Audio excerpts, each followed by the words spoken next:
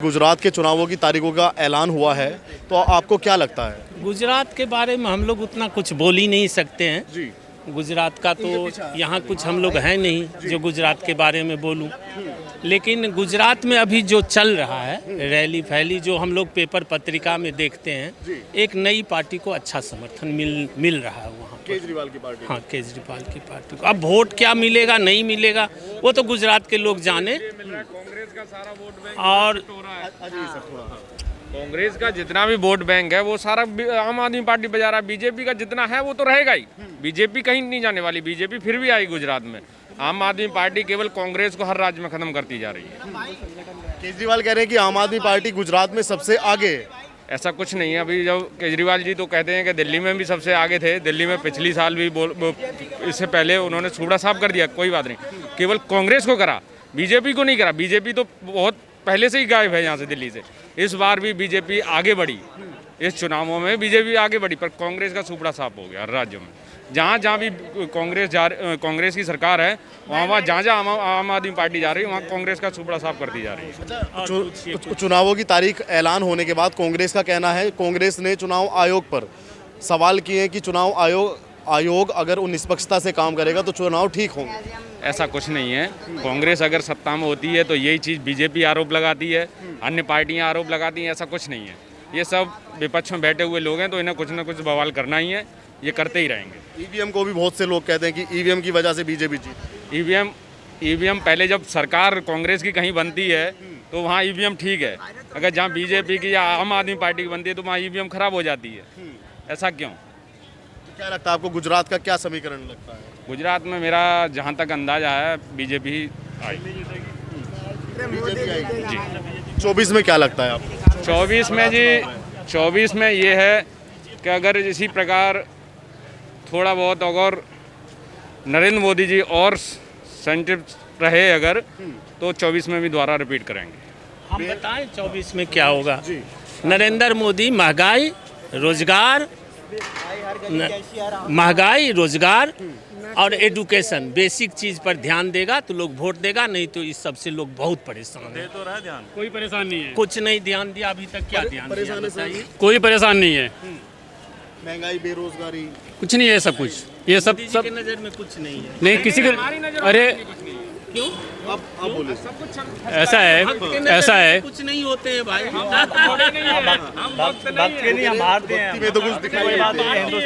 भक्ति में कुछ दिखाई नहीं दे रहा आपको। देखो 2029 में भी बीजेपी आई, कोई भक्ति नहीं है किसी तरह की। क्या चीजें बदली नहीं है 12 के बाद? आज हैं? सब कुछ बदला है। क्या क्या बदला है मुझे भी बताइए।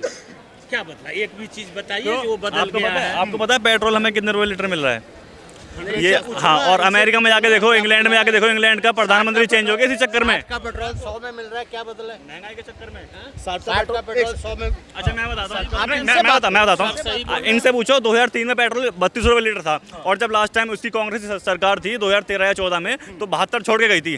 तो 10 साल में कितना हुआ? डबल हुआ। ठीक है, वही तो डबल हुआ ना। लेकिन बीजेपी ने फिर भी इतनी कोविड होने के बाद भी इतना नहीं बढ़ने दिया। सोचो आप, समझ रहे हो? ऐसा है, सोए हुए को आप हिला के जगाओ, वो जागेगा।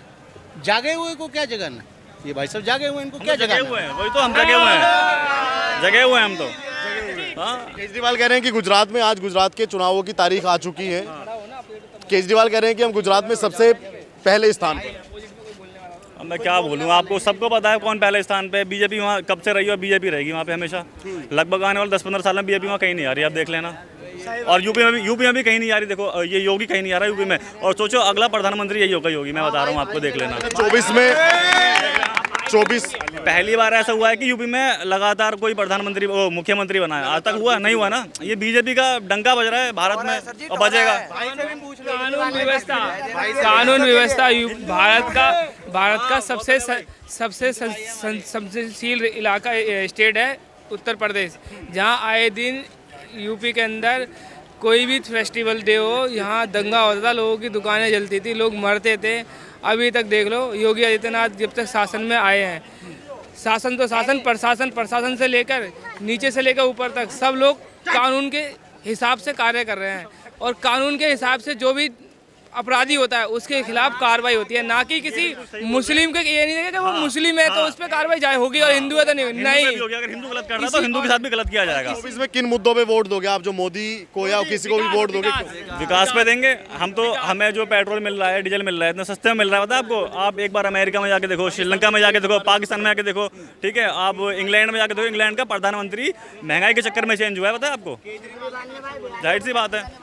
बेरोजगारी पे क्या कहना है? आप युवा हैं, काम करते होंगे, बेरोजगारी पे क्या? कहाँ है बेरोजगारी? मेरे को तो नहीं लगता। मैं तो 2 जॉब कर रहा हूँ, आपको पता है? भगवान कसम 2 जॉब कर रहा हूँ, यहाँ पे खड़े होकर बोल रहा हूँ, 2 जॉब कर रहा हूँ मैं तो, पता है आपको? कहाँ है बेरोजगारी? कुछ लोग मिलते हैं वो कहते हैं कि हम MBA हैं, कुछ लोग कहते हैं कि हम MBA हैं और हम चाट बेच रहे हैं, हम कुछ कर रहे हैं, चाय बेच रहे हैं। वो तो देखो आपकी मर्जी है। आप MBA सर्च करो ना जाके मार्केट में, जॉब है क्यों नहीं है जॉब? मैं 2 जॉब कर रहा हूँ, बताओ।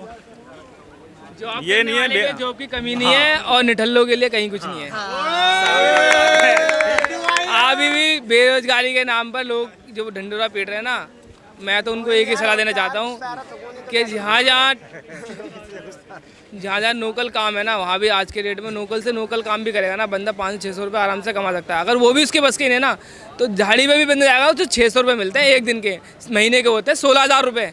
मैं 5,000 खर्च कर लेगा अपने राशन पे, 10,000 फिर भी बचेंगे। GST बढ़ा दिया, कुछ लोग कहते हैं GST बढ़ा दिया, सब कुछ बेच दिया, सरकारी संपत्ति इस सरकार में बेची जा रही है।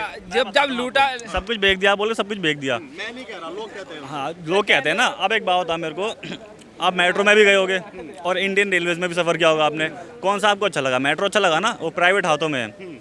जब कोई भी संस्था, कोई भी चीज़ जब प्राइवेट हाथों में जाती है ना, तो संवरती है, सुधरती है। जब सरकार के हाथ में रहेगी तो प्रॉपर नहीं चल पाएगी। इस बात को आप सोचो।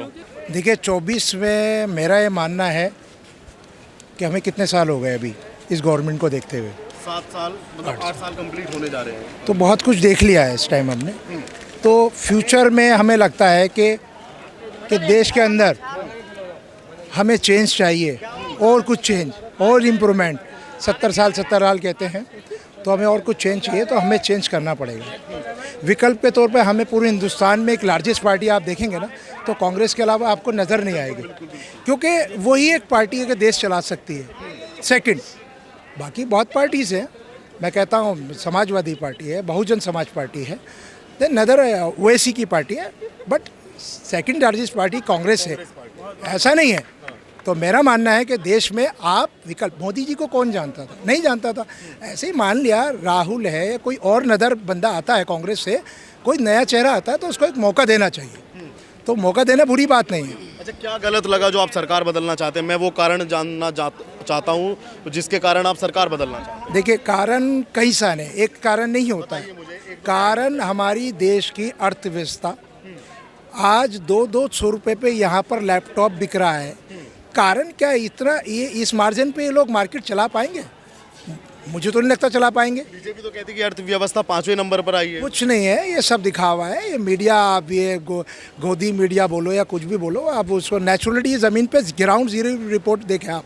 ग्राउंड जीरो पर आप हैं कहाँ खड़े हैं? आप कितना कमा के घर ले जा रहे हैं? जगह जगह पे लड़के खड़े हैं, सर हमारे से लैपटॉप ठीक करा लीजिए। ये क्या है? बेकारी है। पढ़े लिखे लोग आज यहाँ पर खड़े होकर काम मांग रहे हैं, बेकारी है। ये बच्चे थैला लेके घूम रहे हैं, बेकारी है। आप ऐसा नहीं कह सकते कि बेरोजगारी पे बात करते हैं, बहुत से लोग कहते हैं कि ये जनसंख्या एक बहुत बड़ा कारण है बेरोजगारी के लिए। नहीं, जनसंख्या तो चाइना में भी है, जनसंख्या कहाँ नहीं है? जनसंख्या अच्छी बात है, जनसंख्या होना हमारे भाई सब होने चाहिए। इससे क्या मतलब है? जनसंख्या कोई बात नहीं, जितने लोग होंगे उतना काम करेंगे, उतना आगे देश बढ़ेगा। तो जनसंख्या हमारे लिए अच्छी बात है। लेकिन चाइना तो लेके आया था ना जनसंख्या नियंत्रण बिल, भारत में भी बातें चल रही है। ये बातें रहेंगी, भारत में बातें रहेंगी, बातें की चलती है। यहाँ सबसे बड़ी डेमोक्रेसी मानते हैं, मगर उस नाम पे हम ये लोग जो काम है वो काम नहीं कर पाते। आप बताइए भाई, टीके वाले भाई, आप बताओ। ये जो यही कहूँगा कि भाई बीजेपी आएगी 2024 में। तो कह रहे हैं कि इतनी बेरोजगारी, भुखमरी, बेरोजगारी तो सही देखिए, जनसंख्या बढ़ेगी, बेरोजगारी आएगी। बीजेपी जनसंख्या बढ़ेगी ना तो बेरोजगारी होगी, और जनसंख्या को लेकर के बिल लेके आएगी अब की बार 2024 में। मन तो बना ही रही है। वो भागवत जी बयान देखा होगा आपने। राहुल गांधी को मौका क्यों नहीं देंगे? जी, राहुल गांधी अभी पिच बना रहे हैं, थोड़ा सा उनका नेगेटिव थॉट चल रहे हैं लोगों के बीच में। आने वाले दिनों में वो भी बेचारा प्रधानमंत्री बनेगा भाई, युवा नेता है भाई ना, एक न एक दिन उसको बनना है, लेकिन थोड़ा सा टाइम लगेगा उनमें।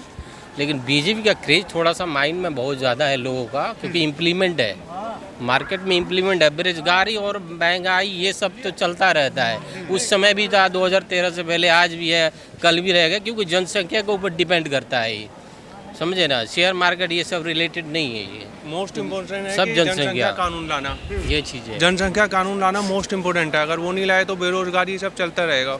और आने तो मोदी जी है 2024 में भी। ये भी जो मैं कह रहा हूँ और जो मुझसे लोग कहते हैं, ये भी उसी बात को बोल रहे हैं। देखिए अभी पता है क्या है, क्या सच्चाई है ये, अभी ये लोगों को जो झूठे वादे सपने जो दिखा दिखा के यहाँ तक खड़ा करे थे, पता क्या है साइकोलॉजिकली क्या होता है कि आदमी को बार बार कह दो ये एक चीज़ तो हम हमारे हिंदुस्तान में भेड़ चाल है, एक के पीछे एक चलेगा तो चलेगा, स्कूटर चला रहा है तो उसके पीछे आगे रोड है बंद है क्या है पता नहीं, चलने से मतलब है चलने। तो वही हालत अभी है, जिस दिन आंखों की पट्टी खुलेगी और हमें लगेगा हमें चेंज चाहिए तो होगा, और आप देखेंगे फिर चेंज होगा। आपकी आंखों पे पट्टी है, या जो बीजेपी को वोट देगा या जो बीजेपी सपोर्टर है वो आंखों पे उसकी वोट से मतलब नहीं है ना। फर्स्ट टाइम आई भाई, वो बहुत दिनों के बाद आई है सरकार। वाजपेयी की सरकार में देखा आपने अच्छे काम हुआ, लेकिन वो कारगिल युद्ध कारगिल की वजह से थोड़ा सा नैरेटिव चला गया, चुनाव हार गई बीजेपी। अटल बिहारी वाजपेयी जैसे अच्छे नेता हैं, आज भी लोग कांग्रेस वाले उनको मानते हैं ना जी।